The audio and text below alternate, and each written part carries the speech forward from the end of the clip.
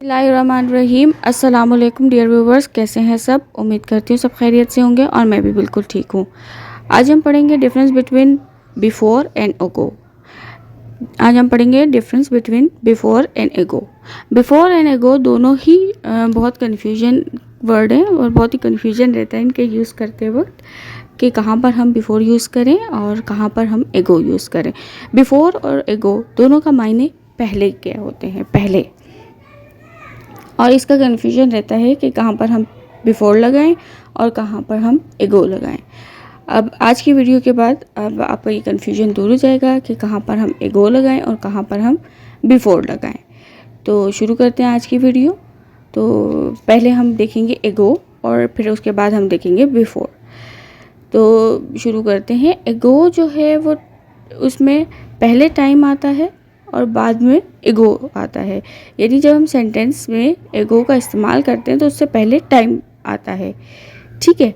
और ये mostly past tense के लिए इस्तेमाल होता है। और एगो जो है वो पीरियड ऑफ टाइम को शो करता है, यानी हम पीरियड ऑफ टाइम या ड्यूरेशन ऑफ टाइम उसको हम शो करने के लिए एगो का इस्तेमाल करते हैं।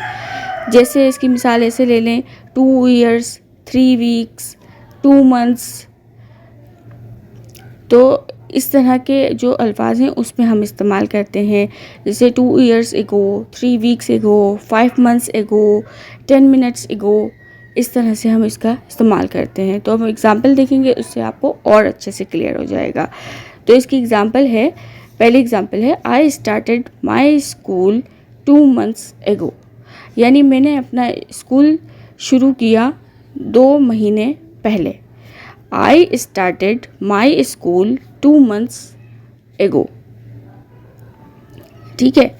तो एगो यहाँ पर बता रहा है कि 2 महीने, यानी टाइम ड्यूरेशन बता रहा है कि 2 महीने पहले जो है मैंने अपना स्कूल स्टार्ट किया।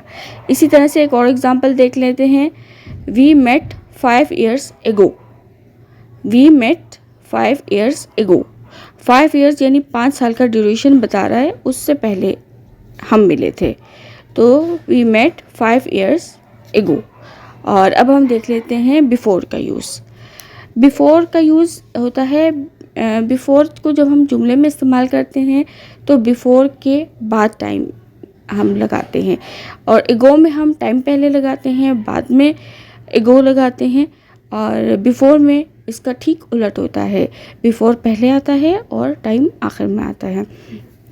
और बिफ़ोर जो है वो तीनों टेंसेस में इस्तेमाल होता है, फ्यूचर में भी इस्तेमाल होता है, पास्ट में भी और प्रेजेंट में भी, जबकि एगो सिर्फ पास्ट टेंस के लिए होता है, ठीक है। तो अब इसका स्टार्ट करते हैं इसका। अच्छा, बिफ़ोर जो है वो पॉइंट ऑफ टाइम को दिखाता है, यानी स्पेसिफिक टाइम, पर्टिकुलर टाइम का जब जो पॉइंट ऑफ टाइम होता है, स्टार्टिंग ऑफ टाइम, ये उसको शो करने के लिए हम बताते हैं। इसमें डेट हो गया, मंथ नेम हो गया, या डे हो गया, या स्पेसिफिक कोई डेट हो गई, उसमें हम इसका यूज़ करते हैं। तो एग्जाम्पल बताती हूँ, एग्जाम्पल से आपको और ज़्यादा क्लियर हो जाएगा। This work will be done before Monday.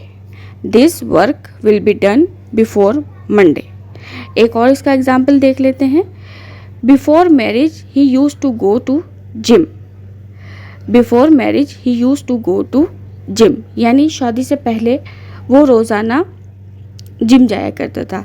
अब आपने दोनों जुमलों में नोट किया कि जो पहला जुमला था उसमें पहले बिफोर आया, बाद में टाइम आया, यानी Monday, before Monday. This work will be done before Monday.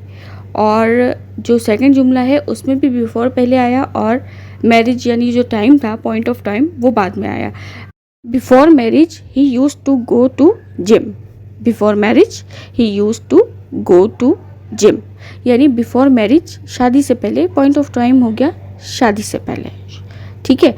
और शादी से पहले वो जिम रोज़ाना जाया करता था, ठीक है। तो आई होप कि आपको आज की इस वीडियो के बाद यूज़ ऑफ बिफोर और यूज़ ऑफ एगो आपको बहुत अच्छे से समझ आ गया होगा, और इसका डिफरेंस बिफोर और एगो का डिफरेंस भी आपको बहुत अच्छे से समझ आ गया होगा। मेरी वीडियो अच्छी लगी तो उसको लाइक करें, शेयर करें, चैनल को सब्सक्राइब करें। मिलते हैं नेक्स्ट वीडियो में, तब तक के लिए अल्लाह हाफिज़।